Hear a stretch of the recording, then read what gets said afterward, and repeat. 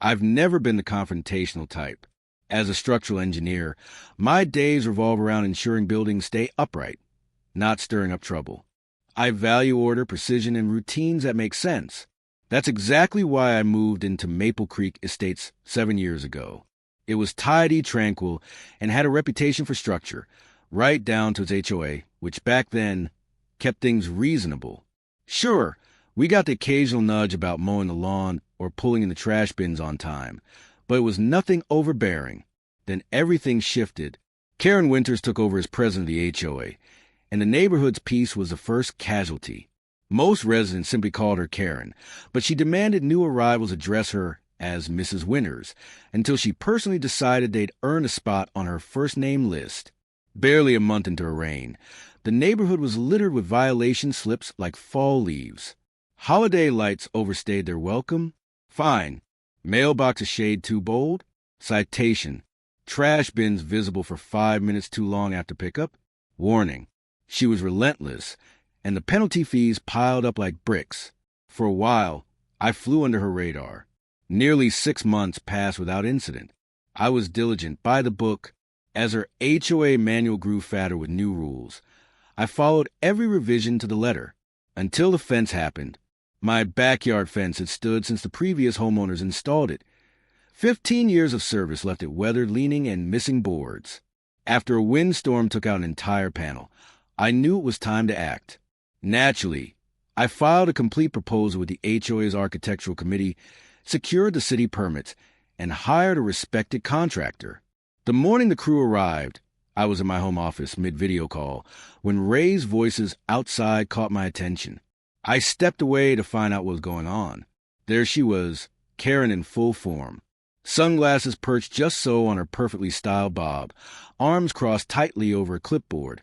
Her pastel cardigan oddly defined against the warm May air. She was giving my contractor an earful, wielding self-righteousness like a weapon. "Is there a problem?" I asked as I approached. She spun to face me, wearing a tight smile that looked more like a threat than a greeting. "James, dear," she said in that sugar-laced tone that always came with a side of judgment. Her voice had the syrupy tone of someone pretending to be polite while grinding their teeth. "I was just informing your contractor," she began, losing authority, "that any exterior alterations must be pre-approved by the HOA. I don't recall receiving anything about a fence replacement." I kept calm, resisting the urge to roll my eyes. "Actually, Karen, I submitted the request 6 weeks ago. Got formal approval last Thursday. All the paperwork's inside, if you'd care to take a look." Her fake smile twitched ever so slightly. "That's odd. The architectural committee hasn't cleared any fences recently," she replied, shuffling papers on her clipboard in a performance worthy of an amateur stage play. "And besides," she added with exaggerated concern, "this design doesn't match the styles we currently allow. It's the same dimensions and material as the one that's already there." I said evenly. "Only difference is this one's not falling over." Her eyes narrowed, voice suddenly clipped. "Well, the guidelines have been updated since the original was installed. Replacements need to follow current standards." Without a word, I turned and went inside, returned with both the HOA's written approval and the city permit. I handed them to her, watching her scan the documents with thinly veiled frustration. After a pause, she shoved them back at me. "These look legitimate, but I'll need to confirm with committee. Until I do, work on the fence must stop." She turned on her heel like the villain in a soap opera, then threw in one last barb over her shoulder. "Oh, and James, your rose bushes are creeping onto the sidewalk. That a violation of Section 4.3. Expect a notice this evening." And sure enough, there was when I got home, a bold orange slip taped to my door. Apparently, my rose bushes extended a scandalous 2 inches over the sidewalk. Fine, $75. That was just the beginning. From that week on, the violation notices came with clockwork precision, a new one every 7 days, each more absurd than the last. While my neighbors let holiday lights linger or parked RVs in their driveways unnoticed, I was getting fined for things like excessive bird activity due to a feeder hanging in my backyard. I finally snapped. I spent an entire weekend combing through the HOA bylaws. Not a single mention of bird feeders, birds, or what define an acceptable number of feathered guests. Then I formally requested the records of all citations issued in the past year. The results were damning. Most residents had 1 or 2 minor violations over 12 months. I had received 12 in under 4. The message was loud and clear. This was enforcement. It was a personal campaign. The next HOA board meeting was set for Tuesday evening. I showed up early, front row, binder of evidence in hand. When Karen walked in and spotted me, her smile faltered for the first time. Karen quickly regained her polished demeanor and called the meeting to order. When it was time for open comments, I stood and made my way to the microphone. "Good evening," I began, maintaining a respectful tone. "I've lived here for 7 years, and lately I've noticed an unsettling trend. Over the past few months, the number of violation notices I've received has spiked dramatically, far more than what others seem to experience." I shared the data I had gathered, comparing my situation to the rest of the neighborhood. A few heads nodded in agreement. Clearly, I wasn't the only one feeling unfairly targeted. Before I could finish, Karen interrupted me mid-sentence. "Thank you, James. Your concerns are noted," she said sharply. "But this isn't the time or place for personal complaints. If you'd like to speak privately with the board about your numerous violations, you're welcome to schedule a meeting." I kept my cool. "Those violations only started after you blocked my fence replacement, despite the fact that I had written approval," I said evenly. For a brief second, her composure cracked. A faint flush crept up her neck. "I think we're ready to move on," she announced abruptly, turning to the next agenda item. That weekend, I finally received confirmation my fence replacement had been reapproved. Nearly 2 months had passed since my original submission. Unfortunately, by then my contractor's schedule had filled up. The soonest he could start was 3 weeks out. In the meantime, the nitpicking continued. A hose coiled the wrong way. Wind chimes classified as a noise disturbance. Trash bins returned 11 minutes later than the specified window. When the big day arrived and work on the fence finally resumed, I took time off to be present. Unsurprisingly, Karen made her presence known. From her kitchen window, 3 houses down but positioned to overlook the shared greenbelt, she watched like a hawk. By mid-afternoon, the crew had removed the old fence and were setting markers for the new one. I was reviewing the plans of the foreman when Karen suddenly stormed across the green space. "Stop the work immediately," she snapped, without even a greeting. "Your boundary markers are infringing on community property." The foreman looked baffled. "Ma'am, we're following the exact line of the existing fence." Karen shook her head like a disappointed schoolteacher. "The previous fence was placed incorrectly. The true boundary is 3 feet in from where you're building now." I raised an eyebrow. "That fence stood there for 15 years, Karen. Not a single complaint until now. We're just replacing it in the same location." "It was wrong then, and it's still wrong now," she insisted. "And as HOA president, I can't allow any encroachment on community property," Karen declared, her voice resolute, rather than waste energy arguing. I thanked her for her concern and asked the contractor to pause work. Once she retreated, clearly satisfied with herself, I made a call to a licensed surveyor to settle the matter properly. It would delay the project by another week, but it was worth it for clarity and peace of mind. The surveyor arrived the following Monday, tape measures and equipment in hand. True to form, Karen was also present, hovering nearby as he conducted his work and referenced historical property records. Hours passed as he carefully mapped out the boundaries, flipping through documents and satellite data. Finally, he called both of us over. "Based on official county records and my measurements," he began, pointing to a detailed site map, "the actual property line extends approximately 4 feet beyond the location of the original fence." Karen's eyes lit up. "So, the fence needs to be moved inward?" The surveyor shook his head gently. "No, ma'am. What I'm saying is that the original fence was actually placed 4 feet inside Mr. Reynolds' property line. In fact, his property includes a portion that's currently being treated as common area." Karen's smile froze. The color slowly drained from her face. That can't be." The Greenbelt's been established as community land since this neighborhood was built. The surveyor shrugged. The records are clear. And, he added, flipping through another document, it looks like this issue isn't isolated. Several homes backing onto the green space are affected. For instance, he consulted his clipboard.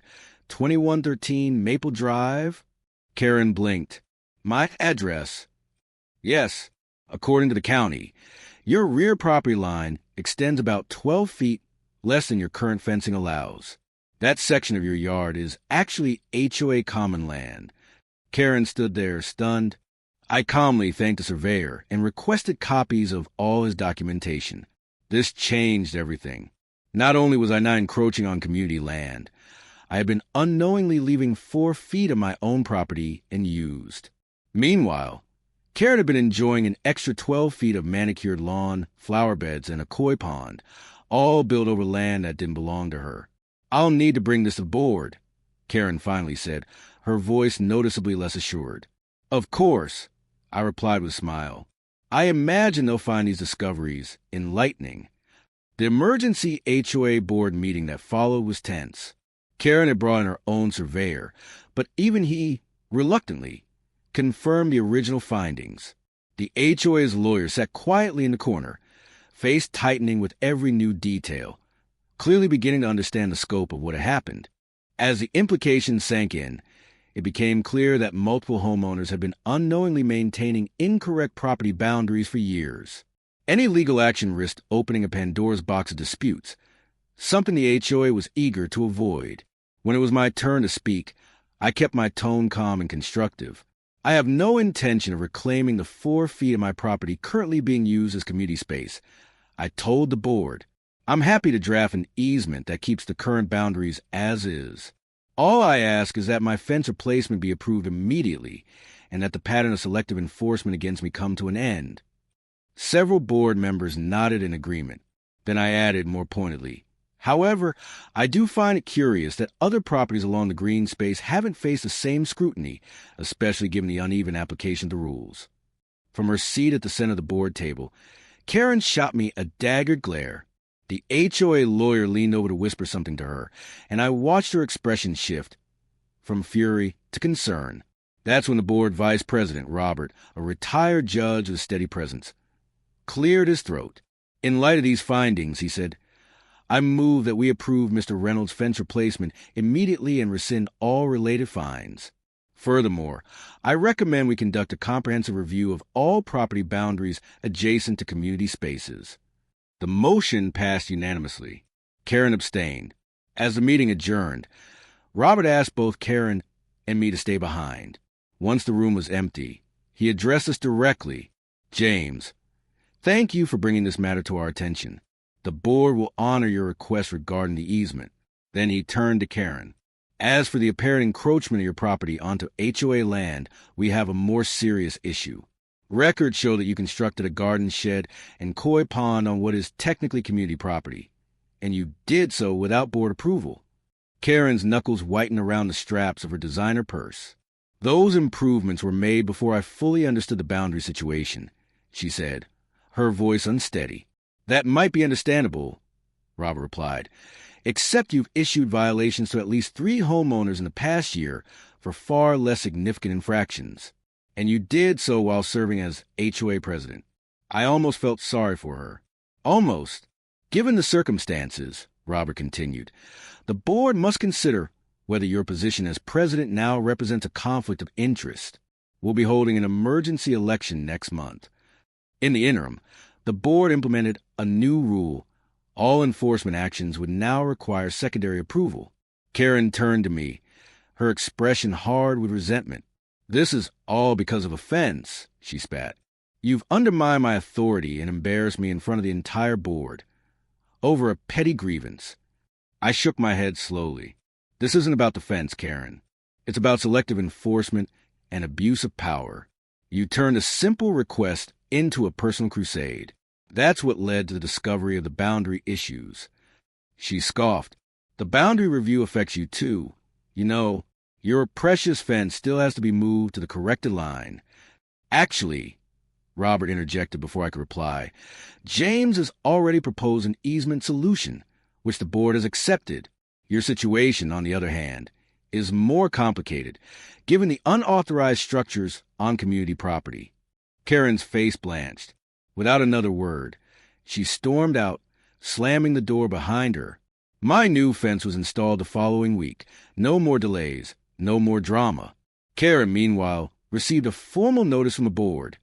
She would need to either remove her garden shed and koi pond from HOA land or pay retroactive rental fees for the unauthorized usage, fees totaling nearly $99,000.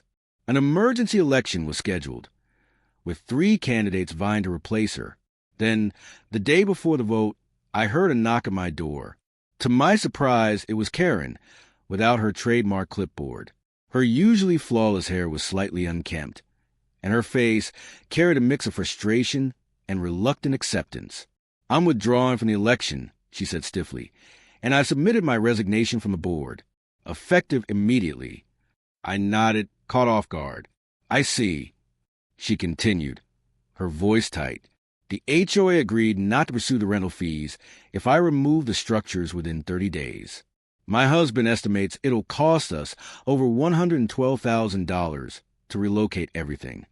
I'm sorry it came to this, I said, and I meant it. For all the grief she caused, I never wanted things to escalate this far. Karen's eyes narrowed. No, you're not. You could have just accepted the violations like everyone else. Instead, you made this personal. You issued me 12 violations in 3 months, Karen. I replied quietly. You made it personal first. She stood there for a long moment, then squared her shoulders. Well, I hope you're satisfied.